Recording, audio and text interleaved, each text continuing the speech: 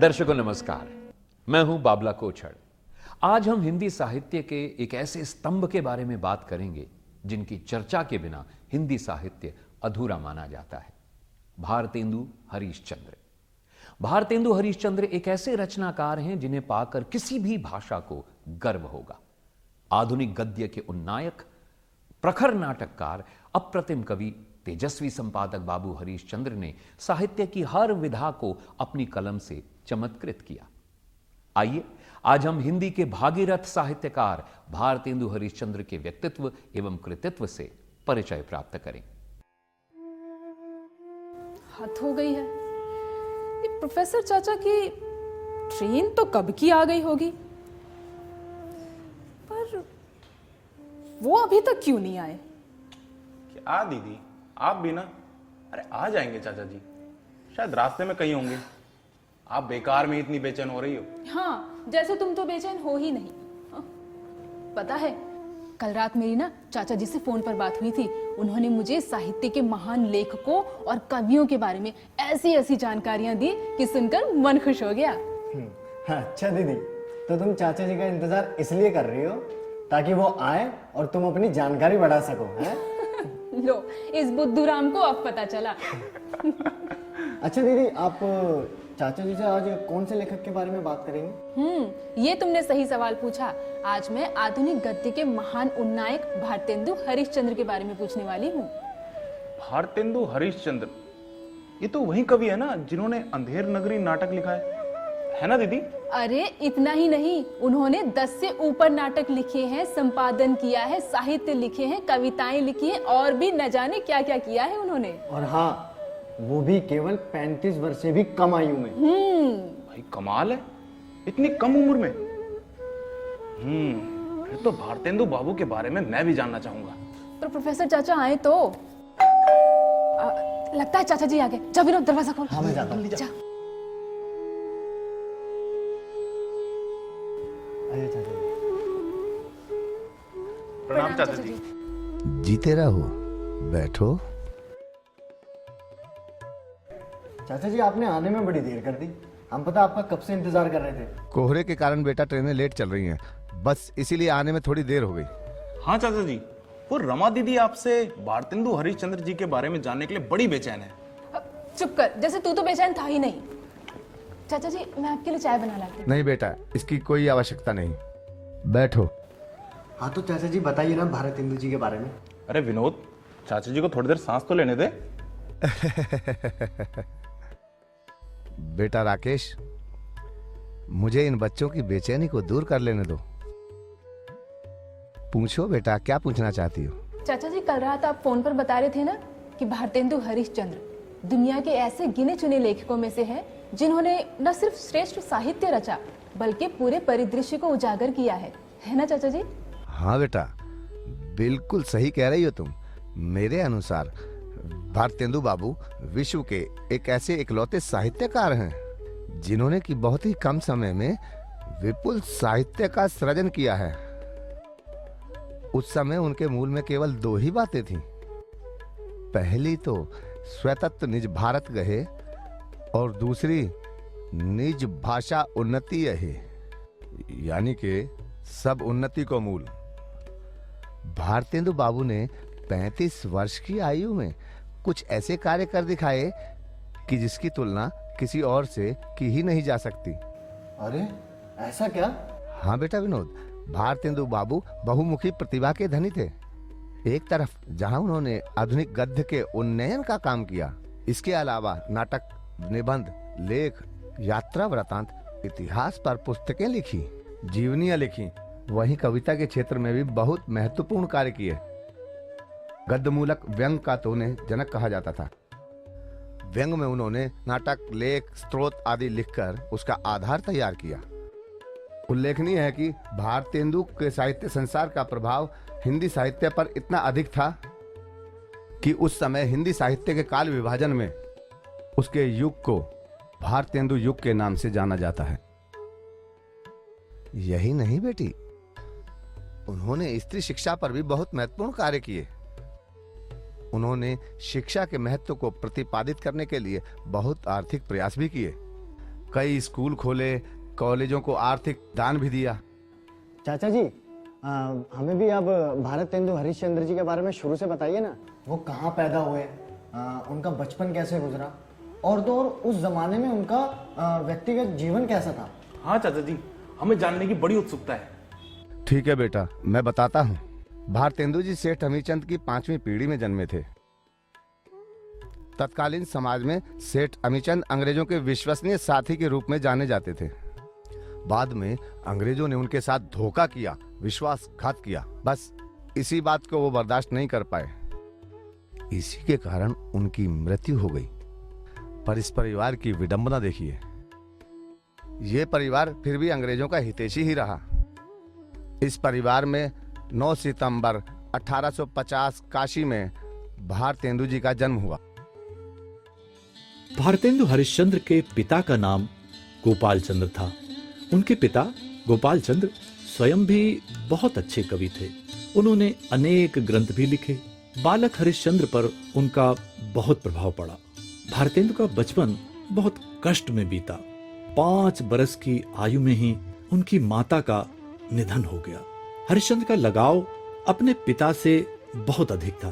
पिता लिखते थे, वो आकर उनके पास बैठ जाते थे। नर नार नर नार नार नर नार नार नार नार नार नार नर नार नार नर नार नार नार नर नार नार। अरे बेटा हरिश्चंद्र, अभी तक जाग रहे हो, क्या बात? कुछ नहीं पिताजी, बस आपको कविता लिखते हुए देख रहा था। अच्छा, तुम्हें कविता से इतना प्रेम है? हाँ पिताजी, मैं तो बड़े होकर कवि बनूंगा। और हमारा व्यापार कौन संभालेगा? वो भाई संभाल लेगा, मैं तो बस कविता ही लिखूंगा। अच्छा, चलो भाई, हमारे परिवार में एक और कवि बनेगा। बनेगा नहीं पिताजी, बन गया हूँ। मैंने एक दोहा लिखा है, दिखाऊं? अच्छा, इतनी सी उम्र में दोहा? दिखाओ तो।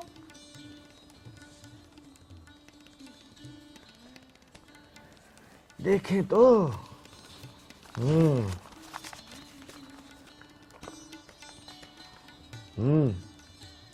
लय ब्योढ़ा ठाढ़े भये श्री अनिरुद्ध सुजान, बाणासुर की सेन को हनन लगे भगवान। आह वाह, शाबाश बेटा। मेरा आशीर्वाद हमेशा तुम्हारे साथ है। ईश्वर करे तुम्हारी कीर्ति चारों दिशाओं में फैले। पूरा भारतवर्ष तुम्हारी कविताओं को सम्मान देगा। तुम्हारी प्रतिभा को निखारने के लिए मैं हर संभव प्रयास करूंगा, ये मेरा वादा है तुमसे। ठीक है, जाओ सो जाओ। वाह, इतनी सी उम्र और दोहा। भाव भी ठीक है, विषय भी ठीक है, मात्रा भी ठीक है। आहा, वाह। नार नार नार नार नार नार। पर गोपाल चंद्र अपना वादा निभा नहीं सके। जब हरिश्चंद्र मात्र 10 वर्ष के थे तभी उनके पिता का निधन हो गया। बालक भारतेंदु पर तो जैसे दुखों का पहाड़ ही टूट पड़ा। वो अंदर से टूट गए। उनके सारे के सारे सपने बिखर गए।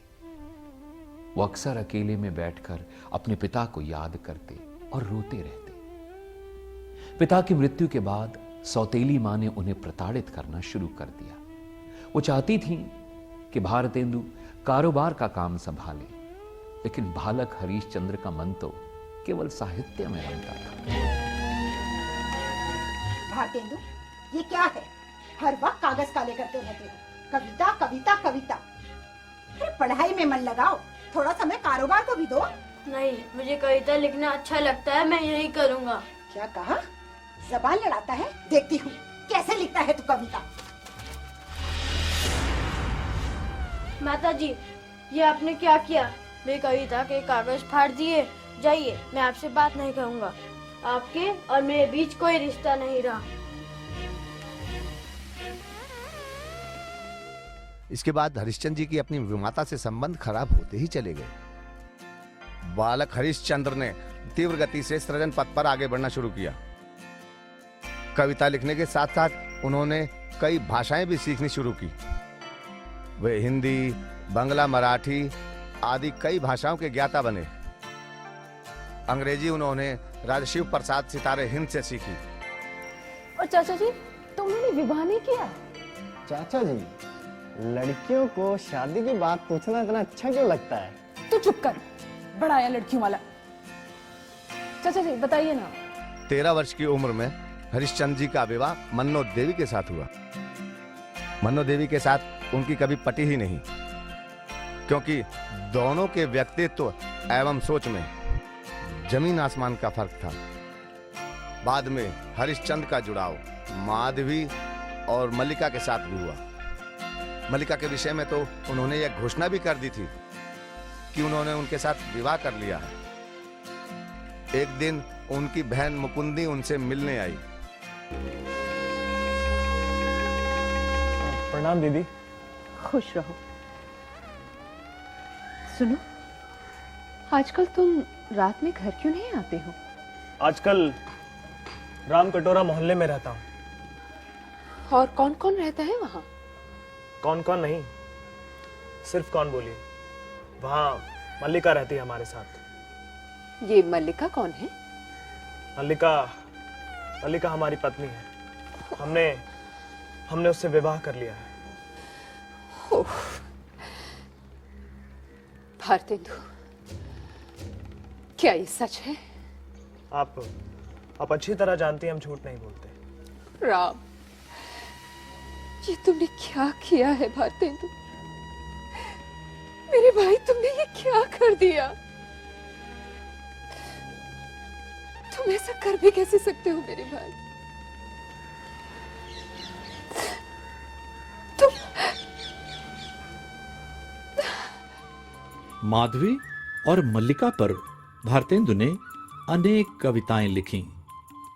उनकी कविताओं में प्रेमिल अनुभूतियों की अनेक कविताएं हैं। मेरे प्यारे सो संदेशवा कौन कहे जाए, जी के बेदन हरे बचन सुनाए राम। कोई सखी दे मोरी पाती पहुंचाए, जाए के बुलाए लावे बहुत मनाए राम। मिले हरिचंद मोरा जियरा जुड़ाए, क्यों गले ना लगत रसिया वे। तू तो मेरे दिल विच पसी आवे। तेरी घुंघराली अलकें मेरो तन मां डसी आवे। तेरी घुंघराली अलकें मेरो तन मां डसी आवे। हरिचंद नहीं मिले करे तू, हरिचंद नहीं मिले करे तू, सौतिन संग रंग हंसी आवे।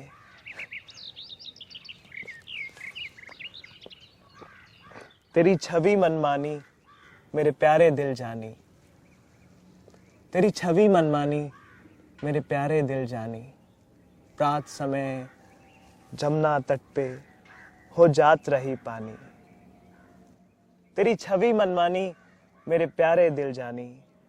प्रात समय जमुना तट पे हो जात रही पानी। घूंघट उलटी बदन दिसी हिरैयों कहीं मीठी बानी। हरिचंद के चित में चुभी गई सूरती सैलानी। भारतेंदु के साहित्य को या उनके व्यक्तित्व को समझने के लिए दो चीज़ें बहुत महत्वपूर्ण हैं। सबसे पहले तो हमें उस देश काल और परिस्थिति का ध्यान रखना होगा, और दूसरा उस समय की प्रचलित भाषा कौन सी थी। 19वीं शताब्दी की भाषा थी ब्रज और अवधी। और देश काल की अगर हम बात करें तो उस समय हम अंग्रेज़ों के गुलाम थे। भारतेंदु का संबंध पत्रकारिता से भी था और इसके साथ साहित्य से भी था।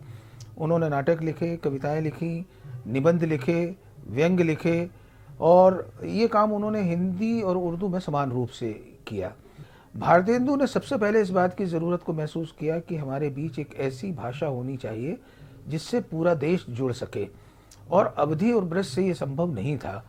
इसलिए उन्होंने हिंदी की कल्पना की और हिंदी में अपना लेखन शुरू किया।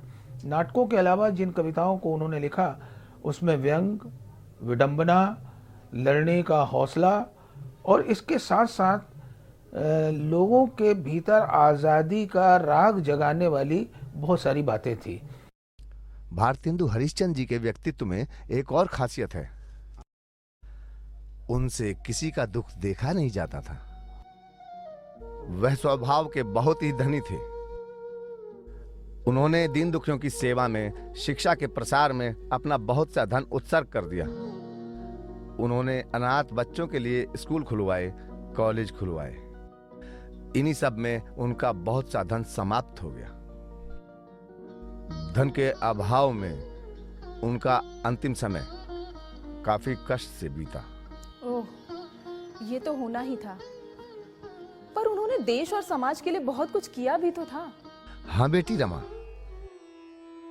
भले ही भारतेंदु हरिश्चंद्र ने कम उम्र पाई और उन्होंने अपना सारा का सारा जीवन अपने देश और समाज के प्रति समर्पित कर दिया। अच्छा चाचा जी, उन्होंने कुछ पत्रिकाएं भी तो निकाली थी ना?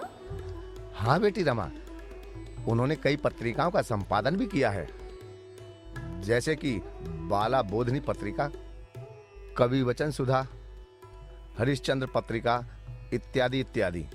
बाप रे, उन्होंने इतनी सी उम्र में इतने सारे काम कर डाले।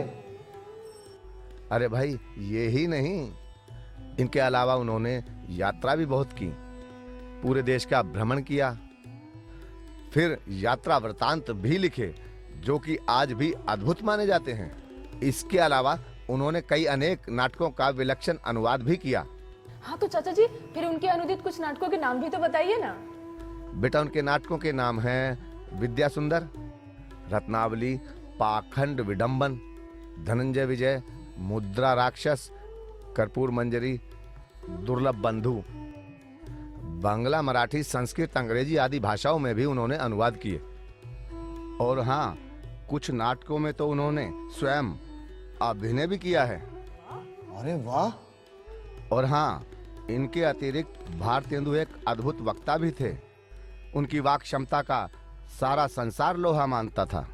हिंदी गद्य की शुरुआत व्यवस्थित रूप से भारतेंदु के आगमन से ही शुरू होती है। और ये बड़ा विलक्षण सत्य है कि हिंदी गद्य के उदय के साथ बहुत सारी चीज़ें भारतवर्ष में दिखाई देती हैं। जैसे सत्ता परिवर्तन दिखाई देता है, एक पुरानी सत्ता जो है, कंपनी सरकार जो है, वो बदल करके एक ब्रितानी सरकार के रूप में आ जाती है। और इसका आज आकलन करें तो लगता है कि ये बाहरी प्रभाव होंगे या अंदर से ये चीज़ उभरी होगी। तो भारतेंदु के संदर्भ में जब हम इसे देखते हैं तो लगता है कि अंदर से उभरी हुई चीज़ है और भारतेंदु इसके पुरोधा थे। वो जब दृश्य जगत में आए तो उन्होंने सबसे पहले अपने मंडल को एक तरह से परिपुष्ट किया और उस मंडल ने जो लिखना शुरू किया वो हिंदी गद्य की कहना चाहिए कि बहुत बेशुमार चीज़ें लिखी गई और वो एक अमूल्य दौलत है जिसने हिंदी को आगे विकसित होने में मदद की। और जैसा कि माना जाता है कि हिंदी जो है वो अपनी बोलियों से और अपनी दूसरी सहभाषाओं से मिल करके निर्मित हुई, उसके सबसे बड़े पैरोकार जो थे वो भारतेंदु हरिश्चंद्र थे। और इसलिए भारतेंदु हरिश्चंद्र का जो योगदान है वो 19वीं शताब्दी के उत्तरार्ध के बाद जैसे एकमात्र एक छाया उन्हीं की है जो आगे बढ़ती है। तो कहना ये चाहिए कि भारतेंदु ने बुनियादी तौर पर जिस चीज़ की नींव डाली वो बड़ी एक मजबूत भाषा के रूप में विकसित हुई और सारे भारत में और आज वो सारे विश्व में स्वीकार की जाती है।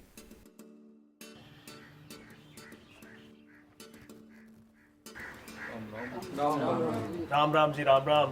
कैसे हैं आप सब? हमारे हिंदुस्तानी भाई रेल की गाड़ी है, यद्यपि फर्स्ट क्लास, सेकंड क्लास आदि गाड़ी बहुत अच्छी अच्छी बड़े बड़े महसूल की इस ट्रेन में लगी है, पर ये बिना इंजन के नहीं चल सकती। वैसे ही हमारे भाइयों को, हिंदुस्तानी भाइयों को कोई चलाने वाला हो तो ये क्या नहीं कर सकते। बस आप इनसे इतना कह दीजिए, कचुप साधी रहा बलवाना। फिर देखिए हनुमान जी को कैसे अपना बल याद आ जाता है। सो बल कौन याद दिलावे? यहाँ के राजा महाराजा, रईस या हाकिम, राजे महाराजों को पूजा भोजन झूठी गप से फुर्सत नहीं। अंग्रेज अफसरों को सरकारी काम घेरे रहता है। कुछ घुड़दौड़, बॉल, थिएटर, अखबार में समय गया। कुछ बचा भी तो उन्हें कहां गरज है कि वो हम जैसे गरीब गंदे काले आदमियों से मिलकर अपना अनमोल समय खोए।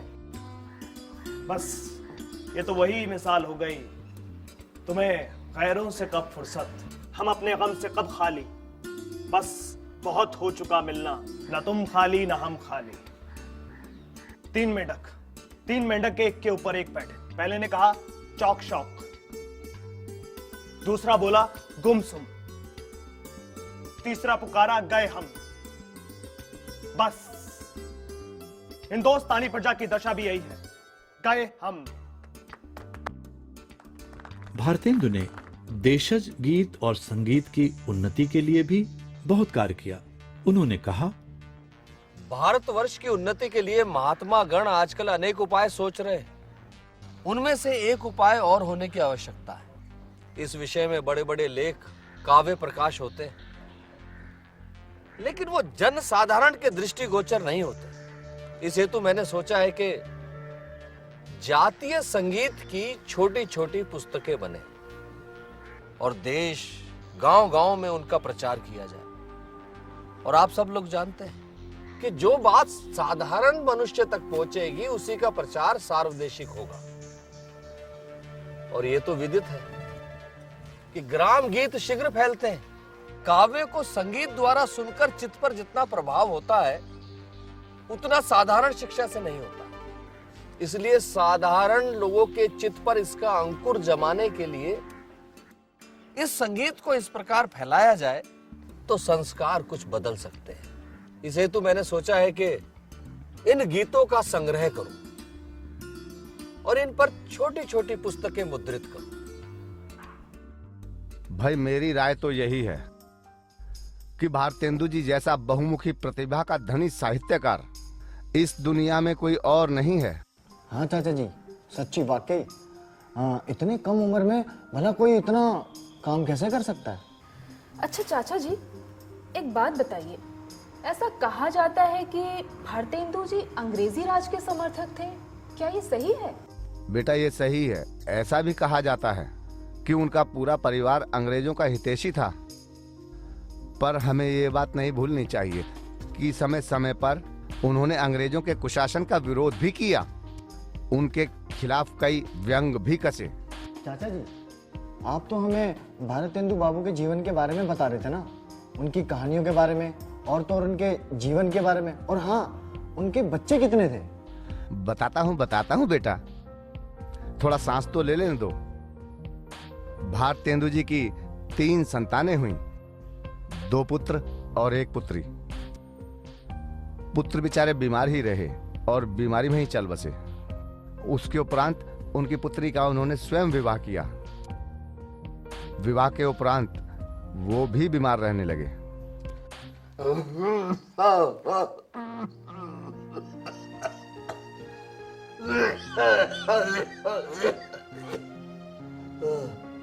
क्या हुआ भारतेंदु बाबू, तकलीफ ज्यादा है क्या? हाँ, जीवन के नाटक का हृदय बदल रहा है। परसों बुखार था, कल दर्द और अब खांसी। अरे बाबा, आप चुप रहिए, बोलिए मत। देखिए खांसी उठ रही है। अब खांसी नहीं, अब तो हमें ही उठ रहा है। देखे हमारे नाटक का पटक्षेप कब होता है।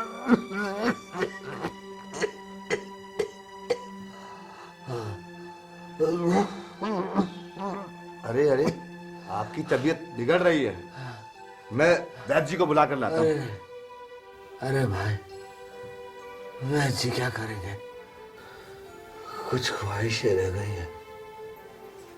अगर थोड़ी सी जिंदगी और मिल जाती तो पता है क्या करता? क्या करते, बताइए। सबसे पहले शुद्ध हिंदी के महाविद्यालय की स्थापना करता। हाय मेरी हिंदी, अब तेरा ध्यान कौन रखेगा?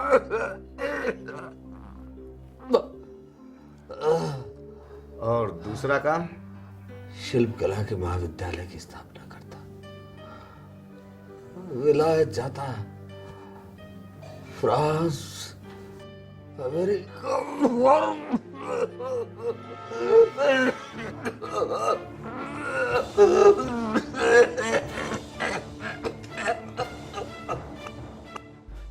और बच्चों, भला होनी को कौन टाल सकता है? भारतेंदु बाबू के सपने उनके साथ ही चले गए। सन 1885 मात्र 34 वर्ष 3 महीने 27 दिन की अल्पायु में उन्होंने अपना नश्वर शरीर त्याग दिया। इसमें कोई दो राय नहीं कि उनकी मृत्यु भले ही अल्पायु में हुई हो, पर उस छोटी सी उम्र में भी जो उन्होंने कर दिखाया वो किसी और के बस का नहीं था। अच्छा चाचा जी, अब उनके कृतित्व के बारे में भी तो कुछ बताइए ना। बस बेटा, अभी नहीं, अब मैं थोड़ा थक गया हूँ, कुछ देर आराम कर लूं, फिर विस्तार रूप से तुम्हें समझाऊंगा। अच्छा ठीक है चाचा जी। सुधीजनों, कार्यक्रम के इस भाग में हमने आपको भारतेंदु हरिश्चंद्र के व्यक्तित्व के संदर्भ में संक्षेप में जानकारी दी। यहां उनके जीवन की कतिपय प्रमुख घटनाओं पर प्रकाश डाला गया। संप्रति इस चर्चा को हम यहीं विराम देते हैं। हिंदी के भगीरथ साहित्यकार भारतेंदु हरिश्चंद्र विषयक इससे आगे की चर्चा हम कार्यक्रम के द्वितीय भाग में करेंगे। कार्यक्रम के अगले भाग में हम उनकी कृतियों पर प्रकाश डालेंगे। तब तक के लिए आप सबसे अनुमति चाहता हूं। धन्यवाद, नमस्कार।